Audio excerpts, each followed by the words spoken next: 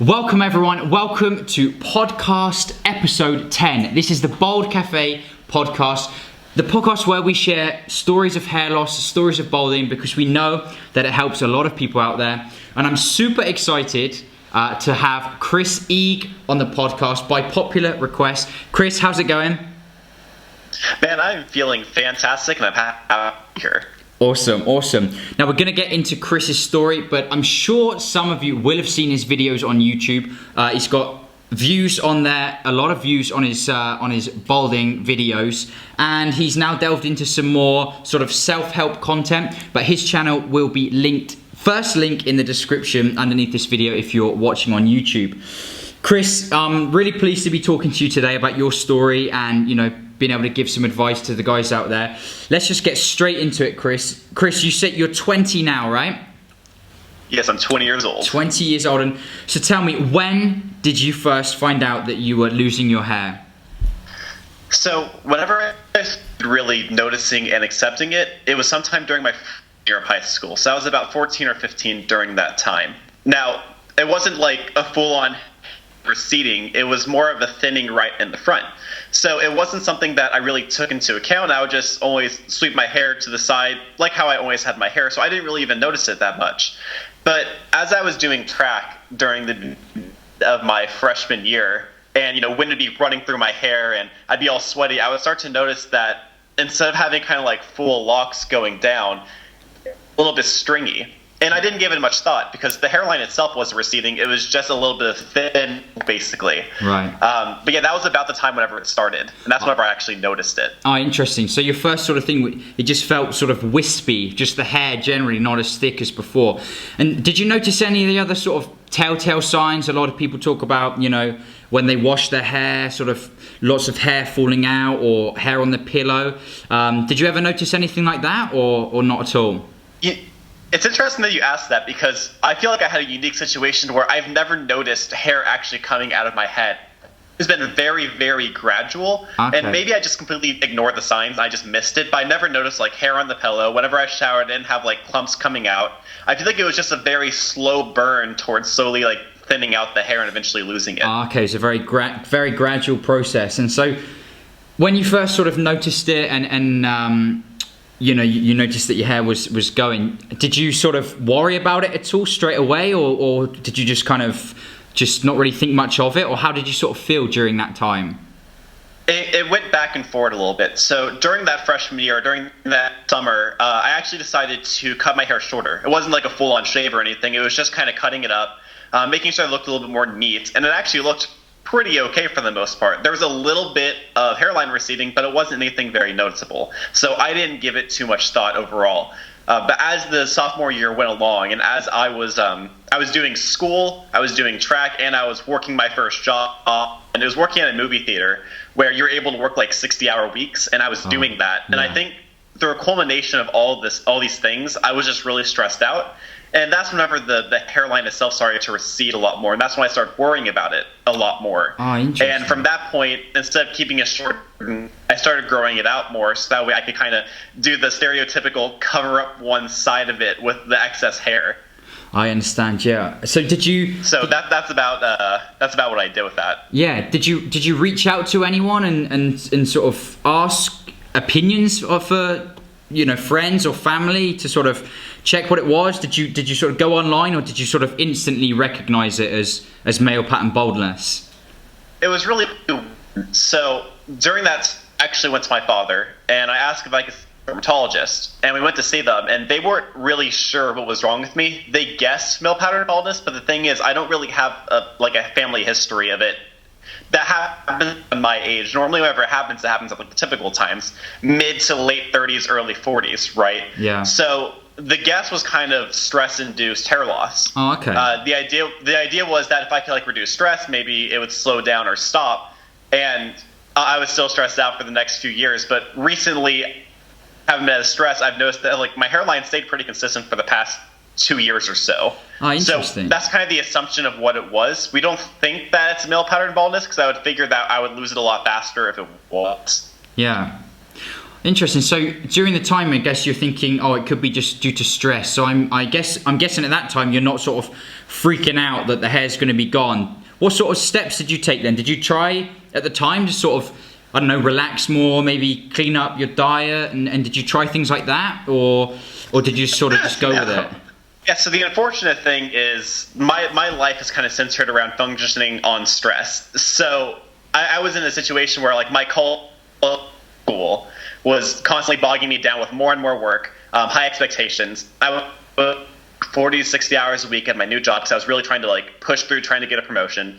My diet suffered because I didn't have the time to really focus on what I needed to make for myself. I didn't have time to like meal prep. I didn't have time to research what I needed to eat. I didn't even take a nutrition class until college. So I didn't even know what like the proper nutrition was. I just knew like what the typical things people would say was. So I really was letting myself fall apart in that way because I function the best whenever I'm under a lot of high pressure. Yeah. As time went on and I started to realize that was really impacting my health, around like senior year, I started to kind of balance it. But up until that point, I was really just letting myself kind of take the brunt of the stress. And what I noticed was around senior year, the hair loss started slowing down a lot more. And to the point now where I don't even notice it receding anymore. And it seems like it stayed pretty consistent for the past year or two. Oh, interesting. So now, after obviously the dermatologist thought it was, you know, linked to stress. So do you think that that's what it is too? Do you kind of think that you've got this sort of hereditary predisposition to sort of male pattern baldness, and maybe that early stress brought it on a bit sooner than it might have if you hadn't been in those situations? Is that kind of how you feel about it now? It's entirely possible. So, like, on my mother's side of the family, for example, there is a long history of, like, clinical depression and anxiety. I actually have clinical anxiety. I take meds for it. And on my dad's side of the family, there's a pretty good history of balding, but it doesn't usually happen until about, like, late 30s, early 40s. So I would imagine, like, the mixture of those two genetic dispositions probably sped up the process. Yeah. I had a similar thing where, obviously, living in China, that's what I think. I think I probably would have gone bald, but living in China and in this huge city with millions of people and it's constant noise, and I was doing the same. I was studying in the morning, I was working like every day, you know, and I think it probably brought it on sooner than it might have. And I can't prove that, you know, that's purely anecdotal, but I think there could definitely be a link there somewhere, you know, where it can maybe bring it on sooner. It's interesting though. So after you've sort of noticed that it's sort of slowly falling out, and you mentioned you didn't really change anything, you just sort of went with it. Was it like affecting how you sort of felt at all? Did you feel any less sort of, you know, did yourself feel sort of anxious about it at all, or depressed, or did it get you down, or, you know, how did you sort of react to it? Anything like that? Oh, well, 100%. So windy days are the worst days for me, and I live in an area where there's just a lot of wind, so, you know, you're able to carefully kind of like place it in a way that makes it look a lot better than it is. Yeah. But then I'd have to be walking across buildings to get to different classes, and the wind would just completely screw it up, and the thinning would show, the receding hairline would show. And I remember on your episode 8 podcast, you talked about how like people who go into pools, you know, you have to kind of like mess with it to make sure when you come up it looks better. Like, that was me. That's like how things were. And it would be to the point where I would wake up, and if I was having a bad hair day, that made my entire day just worse. And It wasn't something that like I thought about constantly, but it's whenever I looked in the mirror and I saw it, that really like made me feel a little bit down about it. And the main reason why, of course, is around the freshman year, sophomore year, most people aren't having receding hairline issues, because typically if that is going to happen, it happens later on in life. So being a young man that was balding, it was just kind of a struggle because you stood out more. And the reason why is because high school people aren't used to seeing other high school people with receding hairlines. Yeah. So they don't know how to react to it, and it stands out a lot more. Yeah. So I was like, that was me. I was that guy. And did anyone sort of ever point it out? I mean, I guess you probably mentioned it to friends and stuff like that, maybe. But did anyone ever sort of come and ask you about it, or did you have any experiences with sort of strangers? I don't know. Any sort of comments and things like that? See, that's the weirdest thing. It actually didn't really happen that much. Because of the school that I went to, where everybody was kind of like forced polite. Like, there's a lot of fronting on being nicer than you probably were. Like, people weren't into pointing out those kind of things at the school that I went to. At my workplace, people didn't start saying anything about it until about my junior year. So that would have been 2015. And that's only because it started becoming more noticeable. Like, in the early stages, nobody said anything about it. Yeah. Either it wasn't significant enough to mention, or people were just being really polite. took a while for people to start actually saying things about it. And when they sort of did say something, was it like curiosity? Were they sort of asking about it? Like, are you okay? Are you healthy or what? You know, was it like not any nastiness, or just more sort of general, they were intrigued to know more? People weren't really that rude about it. It was really just curiosity. People would be like, hey, I hope you don't take offense to this. I'm just kind of curious, like, what's going on here? Is it like male pattern baldness? What is it? And I would just calmly explain, oh, well, we kind of think it might be due to stress, but it could be male pattern baldness. I'm not really sure. Yeah. Like, it was just innocent questions. It was never any strangers. It was usually like newer coworkers, because at the place that I worked at the theater that I worked at, I had been there since they had opened. Okay. So I had like a lot of clout with a lot of people that were kind of like a part of the original crew. But newer people would come up, you know, they didn't really understand like the hierarchy thing, so they would ask me like random questions and stuff like that. Yeah. But it was never like a really big deal. I was the hardest on myself. People did. I didn't have a lot of external forces trying to like bring me down about it. It was all internal for me. Yeah, just I guess a lot of internal worry. You know, you kind of, I must say, I was worrying a lot more than was necessary. You know, and it's interesting where your sort of response there when you said you were just sort of open and like you just went with the truth, right? Yeah, it could be male pattern baldness, maybe due to stress, maybe I'm just going bald.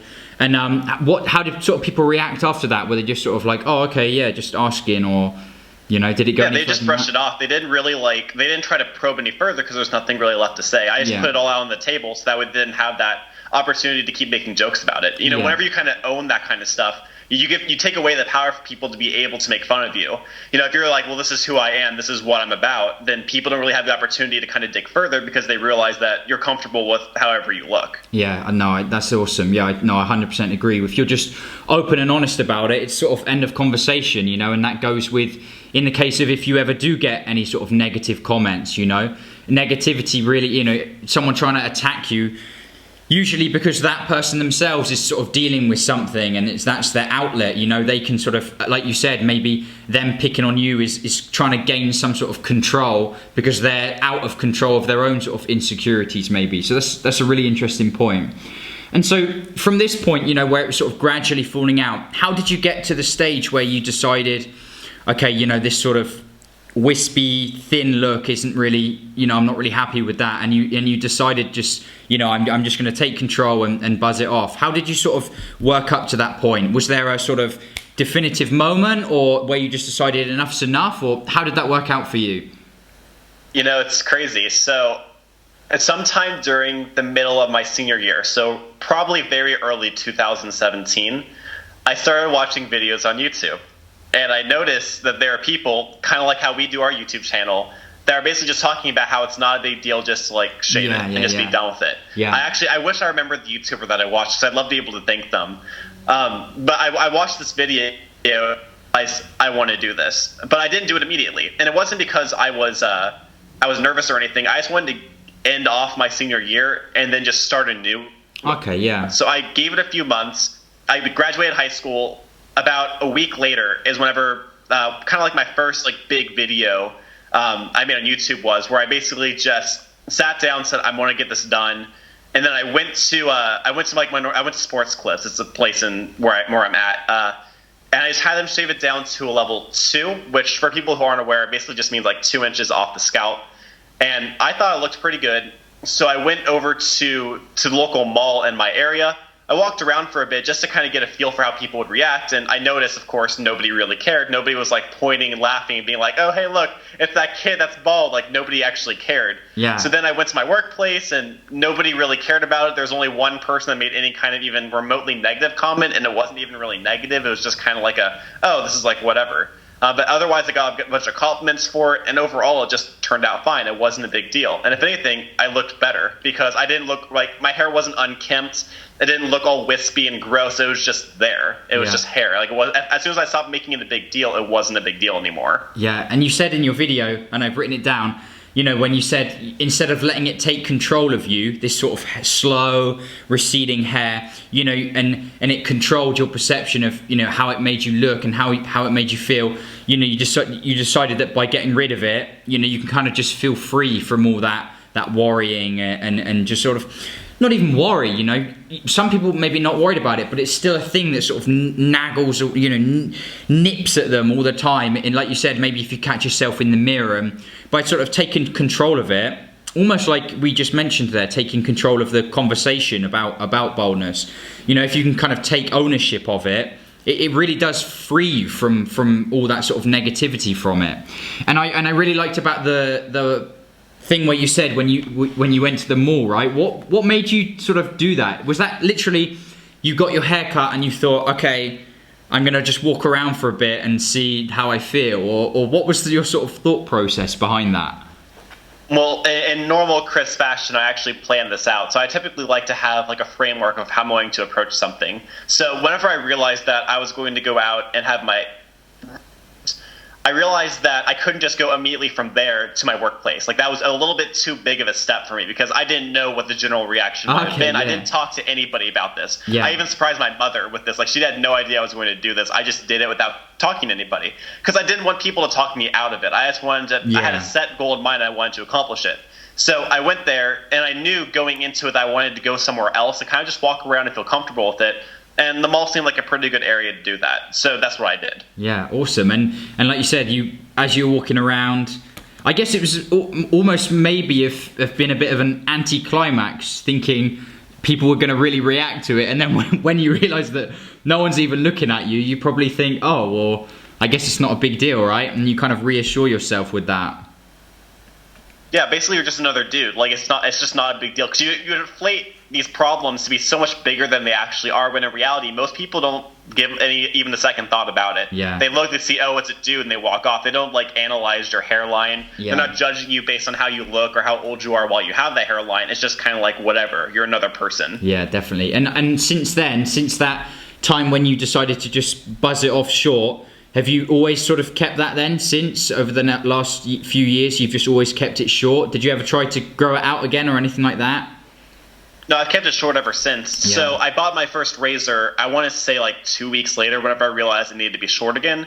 The lowest that it would let me go was a level 3. So I just kept my hair at that level for a little bit over a year. And then I just bought my new razor that lets me go down way lower. And that's whenever I experimented by shaving down to level 2, which is kind of like what you see now. Yeah. But I've kept it short ever since. I think I look a lot better like this. And I could never let myself go back to the point where I grow it out and make it look unkempt and not, it doesn't look good. Yeah, you know, I look a lot better how I do now. Yeah, no, I agree. Same with me. You know, if I grow it long, it's sort of, here's all long and here's super sort of thin and light. And I just feel kind of dirty and just unkept like that. You know, I like to keep it as short as I can get it, really.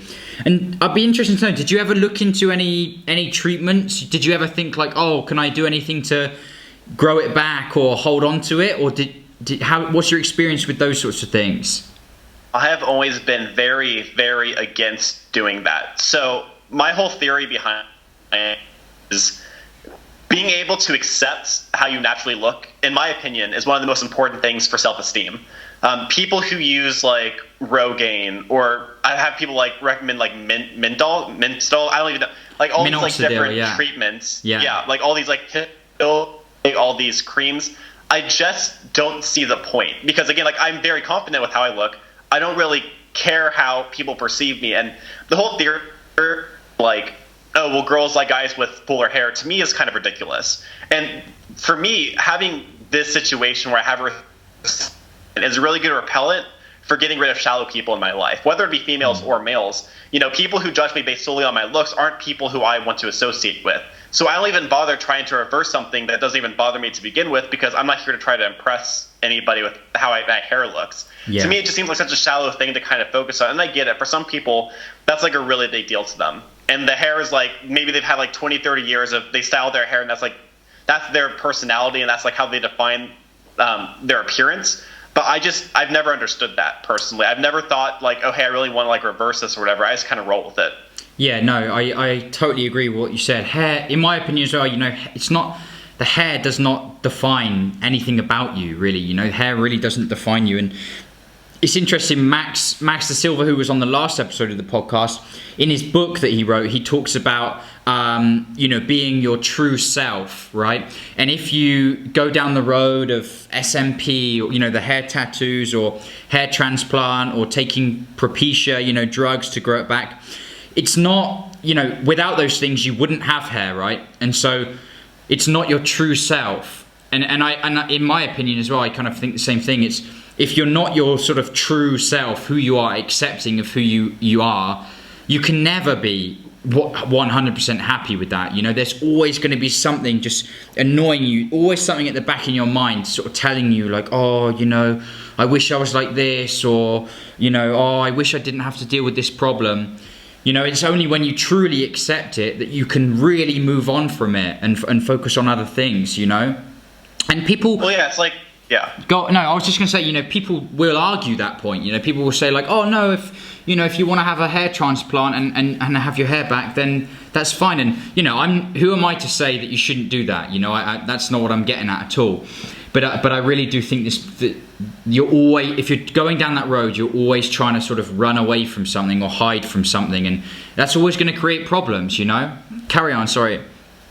No, it's lag. So for me, the idea is like the grass is always greener on the other side. And I had a video talking about this maybe like a week ago, and it was talking about how, shorter people always think that the epitome of attractiveness is being taller. People who have receding hairlines always think that if they had a full head of hair, they'd be more attractive. People who are like skinny fat think that they just got a six-pack, they'd be more attractive. But the fact is, and this goes back to the grass is always greener on the other side, like, what really defines attractiveness is it's all about mindset. It's all about how you perceive yourself, because I truly believe that confidence is the epitome of what it means to be like really attractive, physically and emotionally.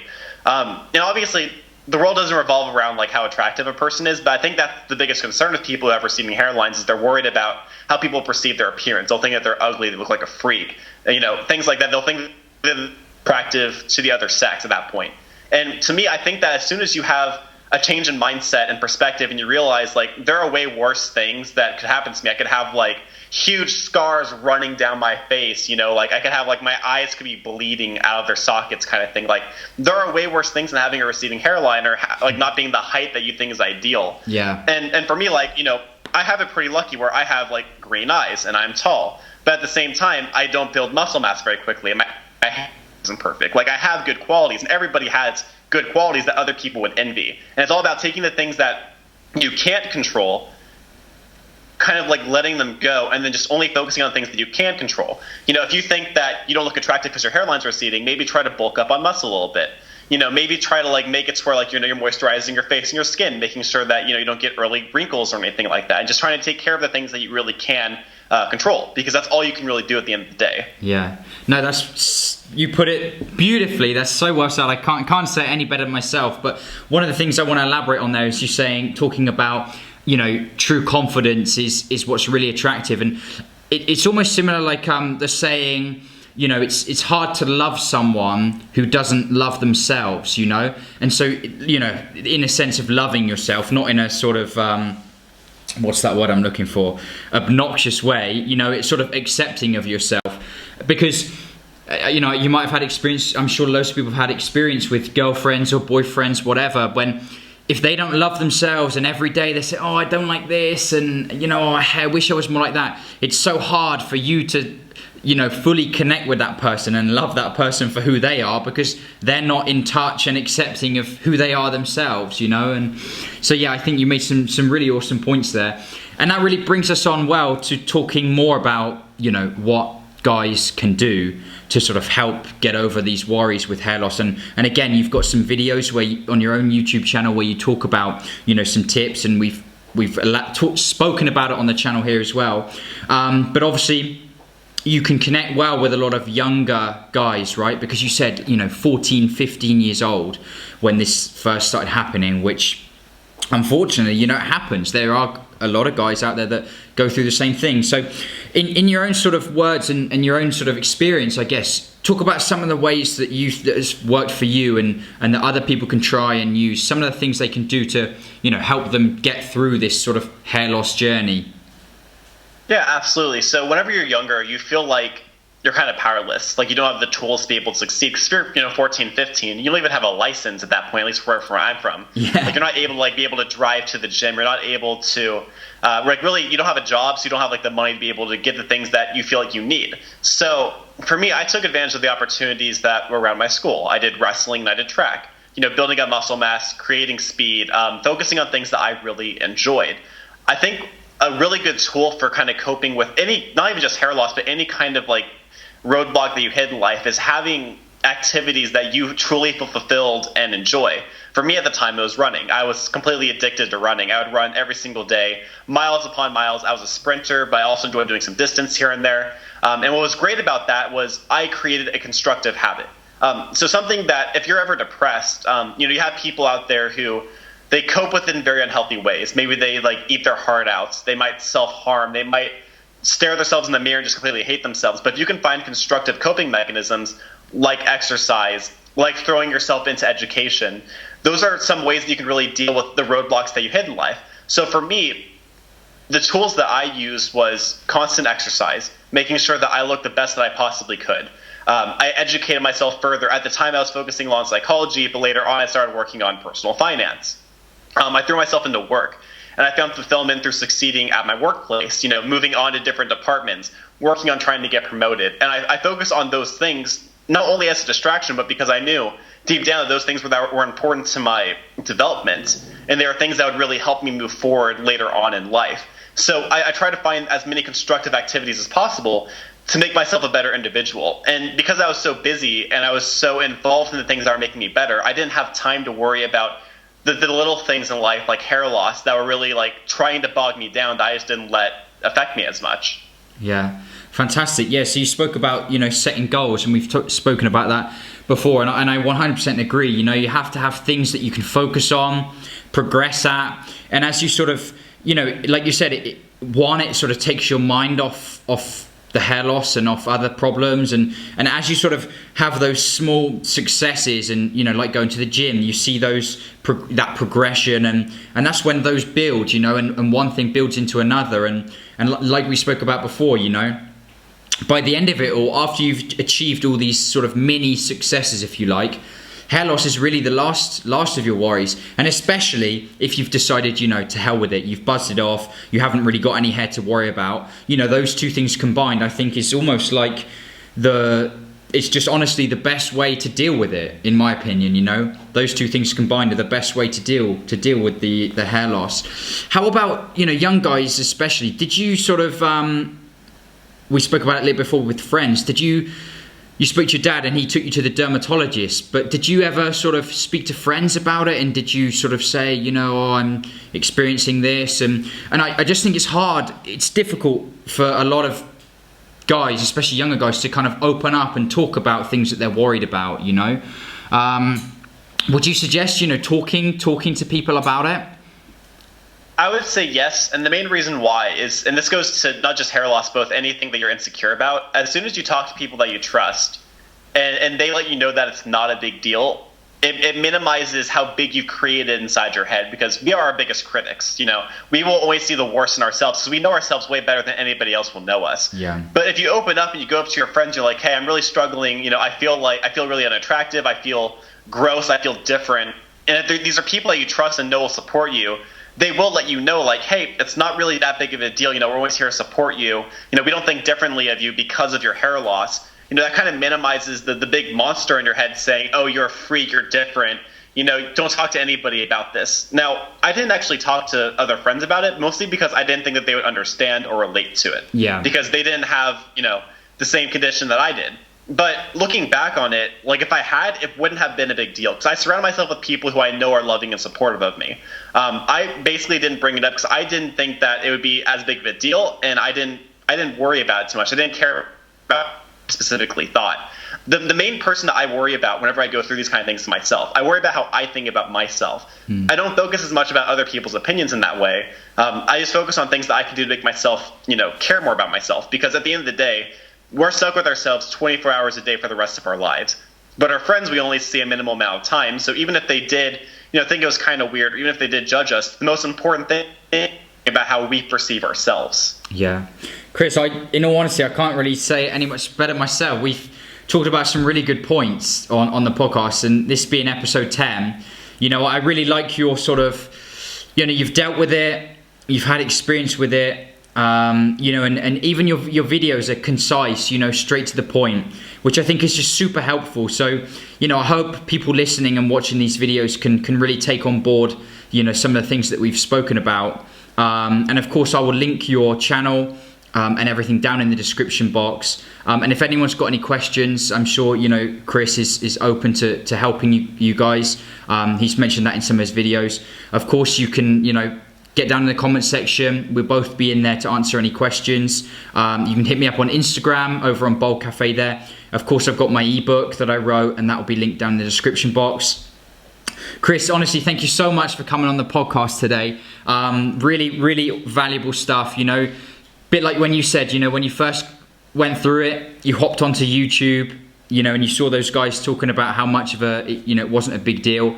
And now, you know, now we've got our own joint episode on here for people later on who can do the same thing, you know, watch this video and listen to the podcast, and I really hope it helps them. So thank you so much. Any last words of wisdom for us? Yeah, absolutely. First off, thank you for having me on the podcast. I was really excited whenever I saw you in my DMs. I know we have some mutual subscribers. Shout out to those people for connecting us. Yes. I think this has been a really cool opportunity. The only thing I have to say, and you and I were talking before about Gary Vee. If there's just one more thing that I can say, and this is for all the people who are on the fence and not taking action towards the things that are bothering them. I just hope that those people decide right here and right now that it's time to pursue whatever it is they're worried about and to just go and take it. Because life's too short to procrastinate on the things that really make you happy. Yeah. And that's all I have to say about it. Fantastic. That's a perfect way to end this episode, Chris. Thank you so much. We'll keep in touch. And to everyone who's listening, yeah, thank you so much for listening. And we will see you in the next episode. Goodbye.